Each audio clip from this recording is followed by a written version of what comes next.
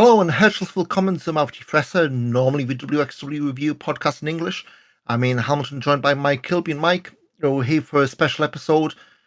Guess one which caught us all by surprise this past Saturday. The news with Absolute Andy passing away this past Thursday, at the age of 40.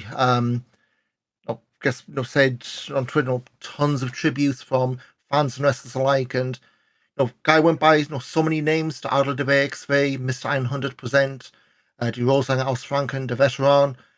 Base caught everyone completely off guard, just out of the blue. Yeah, I think this is an episode. I think Ringfush, obviously our dear friends, the Germans, in the German podcast had seen. They kind of said this is the podcast that we never wanted to record. It's it was a complete an utter shock. It was kind of still, I think, to this moment, I kind of can't believe it. I never expected to be recording a podcast like this about such a key star in the history of WXW. I think I was kind of hoped that, well, obviously it would have come eventually, but Just not this soon. our podcast probably would have fizzled out by the point where we get this sort of thing happening, as they do sometimes. But it's not. It was a horrible thing to sort of wake up to, and but it's been a very, very poignant last few days.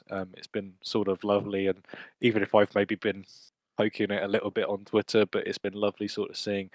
It's honestly it's astounding that there's genuinely, I've never heard a single bad word said about a person. Yeah. And Andy is, I think, is one of these people you just never heard a single person who had a problem with him, had a bad word to say about him. Not even like a fan, or who maybe said, oh, so and so said that he was a dick to him.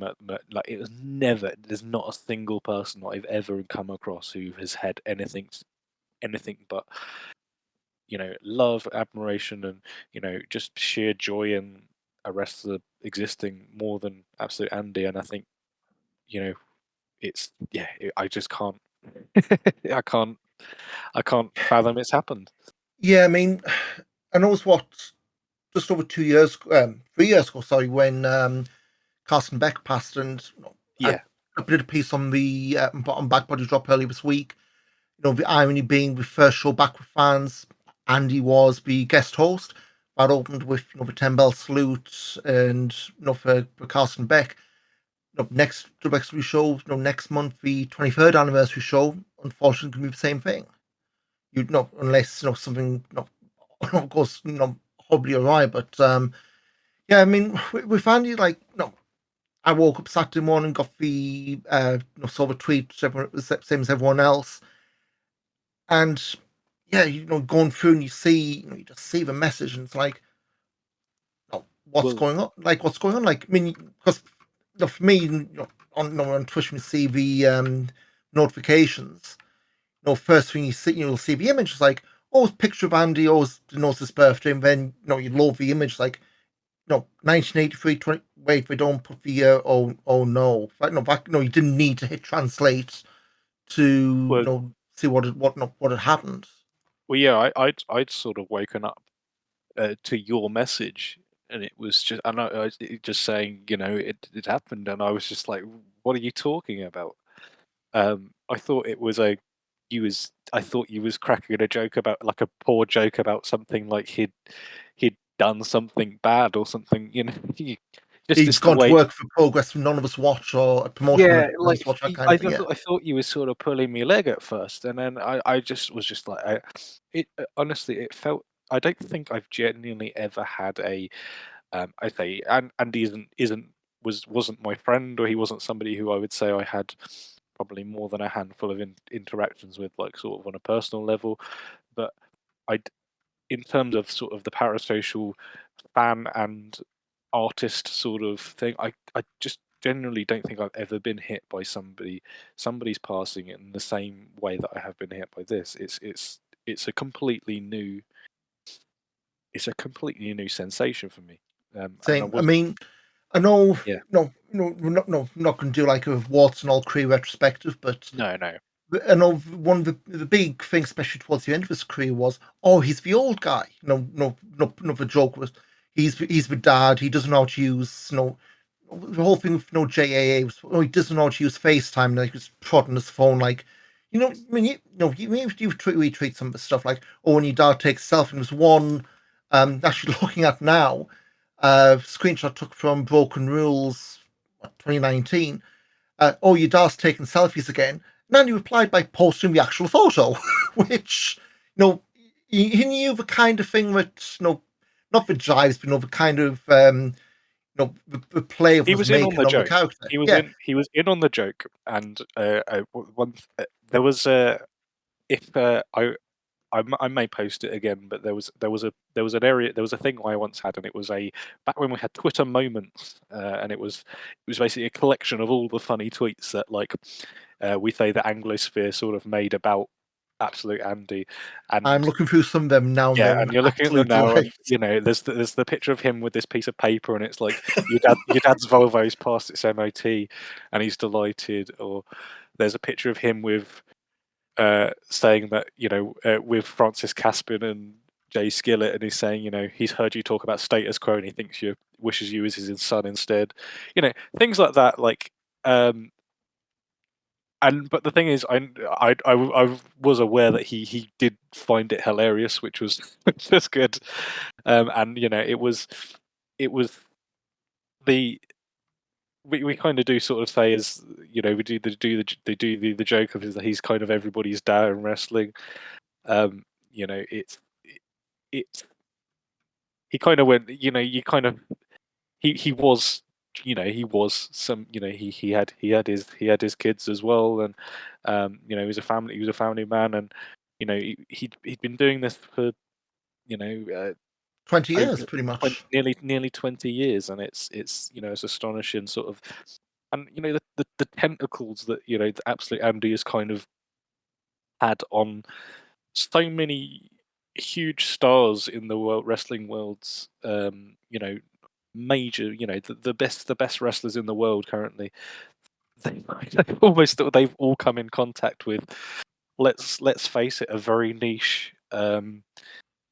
niche in terms of the global scale, but a very niche German wrestler who I think many people consider maybe a bit of a comedy guy. I So mean, going back to what I was saying before, like, not make about us, but, the whole thing, oh, he's the dad, he's old.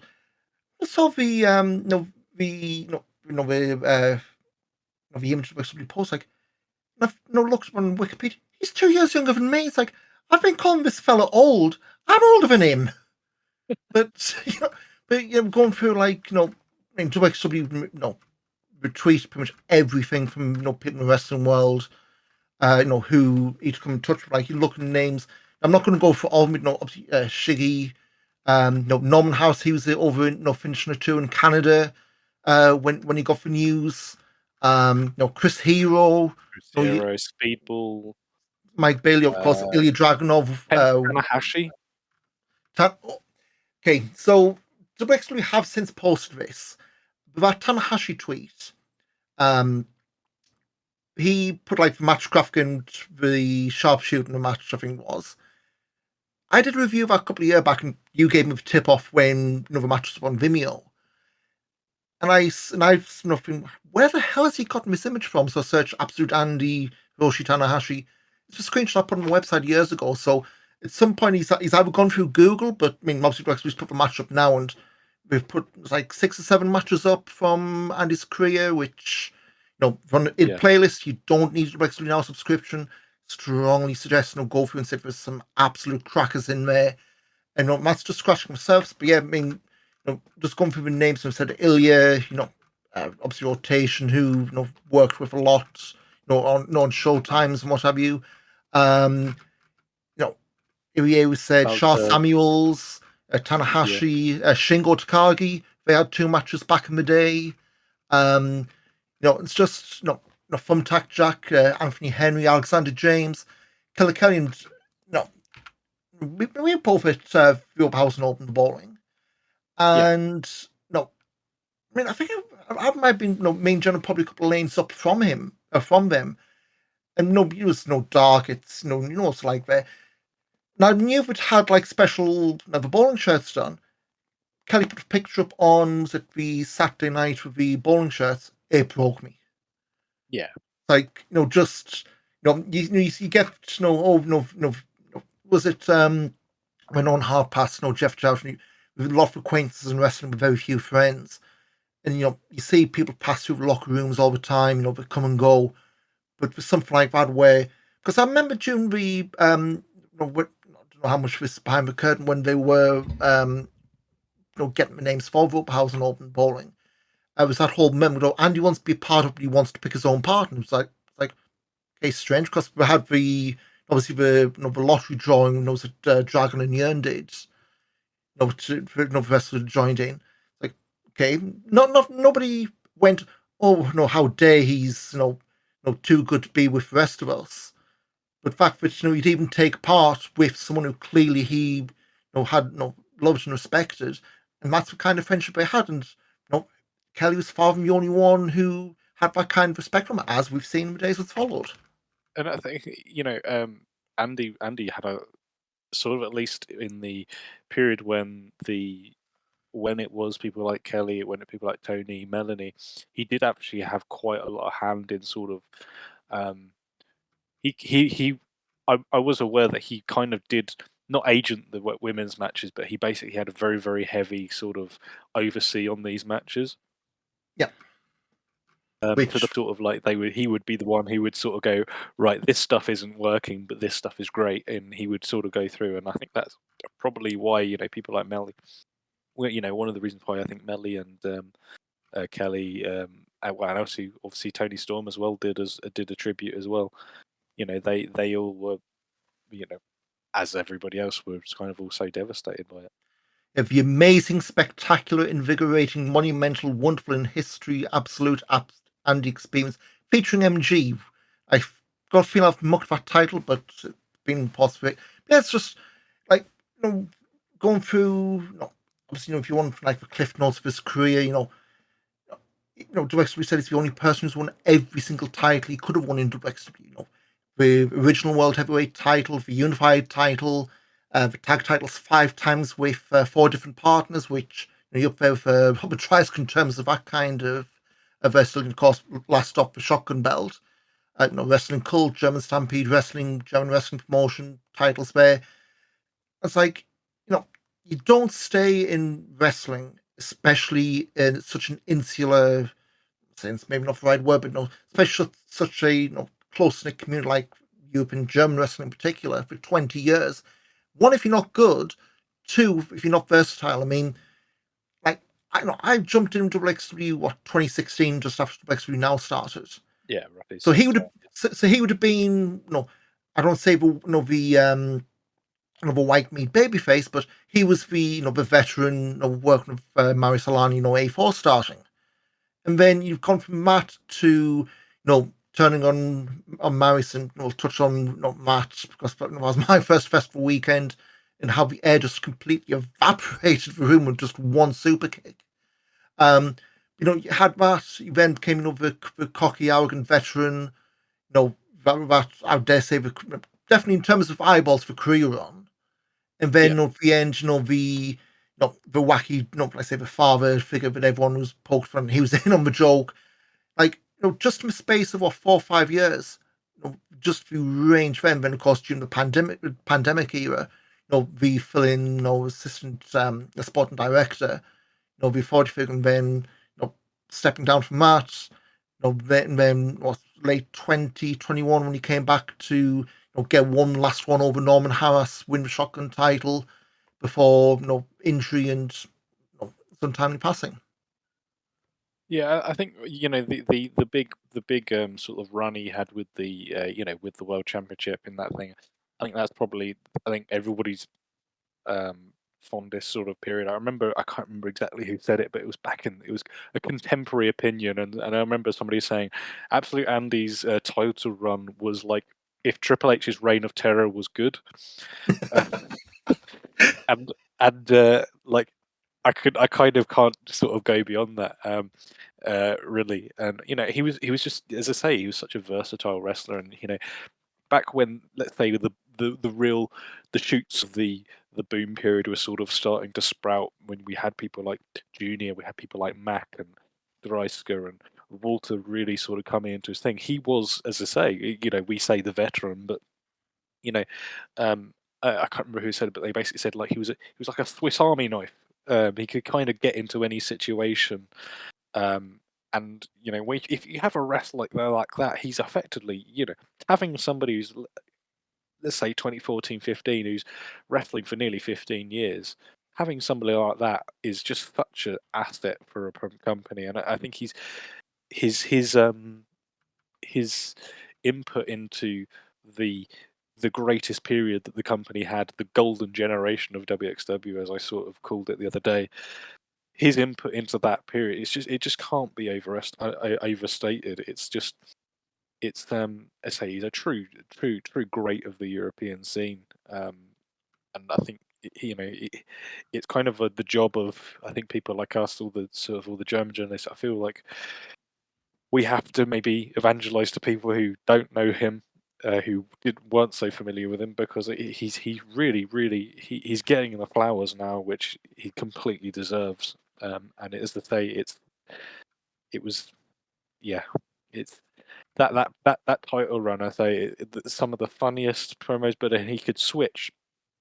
And I say this. Let's face it, he's also doing this with a language barrier. Yes. The people who love that thing, it's a lot of people who are English speakers, not German speakers, not native German speakers anyway. But he had an uncanny ability to sort of switch from the funniest things you've ever heard to absolute seriousness. There's the promo that he had.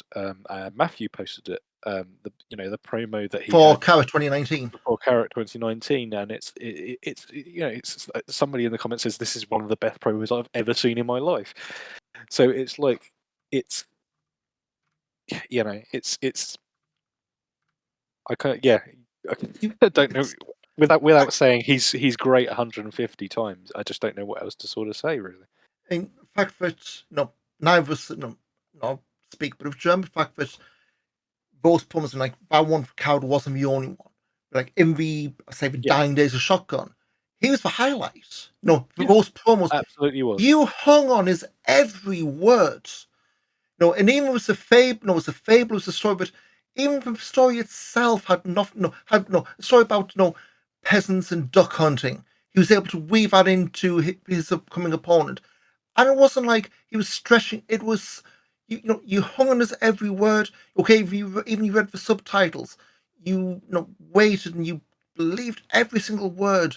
Like it wasn't like he was telling a story and half laugh and joke. And by the way, I'm facing Zack Sabre Jr. on Sunday. Is one of the best matches over one of the best sort of Sabre or Andy matches, I think, of all. It's such a great match, that one in Hamburg. There's again, because I've been watching a lot of Andy stuff on YouTube. YouTube's starting to throw up stuff which hasn't been coming up in search. Was what I found this morning. Build up to that fan weekend, 2018, and I'm not going to play it because sound in, but we'll put this in the show notes. And it's literally 90 seconds, and he's there with he's saying with Barris Iden, now cameraman for WXW. Zack Sabre Jr., you're next. I'll ice you, you damn wimp. Which maybe some creative liberty on the subtitles, but basically taking Barris and using him as a proxy for Sabre, taking him down, absolutely schooling him. To the point that Sebastian Holmichel had to come and break him up, and he got knocked about as well. In the space of 90 seconds, absolutely established.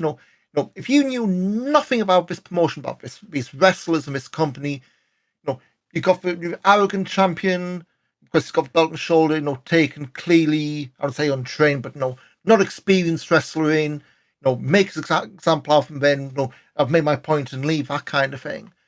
And just stuff like that, 90 seconds, and, you see wrestlers now. 90 second, one take. One take, no edits. You say stuff, on TV wrestling where it's like, guys, you might want to trim this up a bit. Okay, it's live, but even pre-tapes Dragon, like it's just such a professional. I mean, in fact, I could say, wrap this up. But the fact that to the point where he was so mean, like that thread of collection tweets you mentioned, the amount of screenshots that littered through through statements and what I mean. The one thing I think everyone will know, and I sure as hell don't know what the background is. The toilet time. I mean, it was about a week before he passed. Rex tweeted Jacob Crane, the same door, the same kind of pose. It's like that was part of Andy's entrance video, and that became a meme for a while. Yeah. I mean, God knows what's happening. People know I shoes held on, but the fact that something like that could easily have been, oh no, now everyone's doing it, and that's the only thing it became known for. But it's so professional that that was putting up part of his character, part of the act. And say one last thing, like WXW's biggest show pretty much of all time was Carrot 2019. Yeah. Andy against Bobby Guns. Yeah, he didn't win. You could argue Bobby Guns, his rise was, what, maybe what drew that. The fact that, you look at Andy was the champion going into that. Every storyline like this needs two people. I mean, you had that Villia stuff, winning the title then in Hamburg, but I was also fortunate to be, there in front row for. Yeah. That the, was it the Tag League 2018 was meant to be a three-way, Ilya, Andy, Bobby, Andy hurt the shoulders. They did the interim title and unified in Hamburg through. Like that match, bell to bell was less than 10 minutes, which completely threw me because there was a whole lot of stuff before the bell. It was just so intense, and I'm not just talking about Andy, breaking the arse of a chair over Ilya's head. In fact, that you have stuff like that where it built to such a point through the needling, through the prime matches where that was significant. Yeah, we're not going to talk about or too much about what kept going with the Nick Hines stuff. It came my recommendations as well. But they had the Ilya thing, the blow off and then the one final, that's it, we're done in the Kafik Schlacht. Then the Bobby Gunn stuff, and then okay, Andy could have just disappeared and faded away, but pretty much reinvented himself after that. And then had the final run, or final runs, I guess. But yeah, I mean, I say you've got WXW, they uploaded last was it 2016's worth of stuff on WXW now. You've got 5-6 years of his career on there. Hell of a lot of material, and that's if you're just going for bell to bell stuff. Yeah. So just going on from what you said, sort of you're saying about Character 29, I said it's an undeniable fact, and I says what you've just basically said is that in the period when WXW was at its absolute most popular, at the biggest show of its history, possibly, I mean, they may do bigger again, but let's face it, at that up until now, the biggest show in its history, at its most popular time period, when they had people like Ilya, they had people like Walter, they had people, there are lots of people who are gone on to vastly bigger things since. Absolute Andy was the champion going into the main event of the biggest show that they've ever put on. Yeah. And I think that's all you can really say, really. Yeah.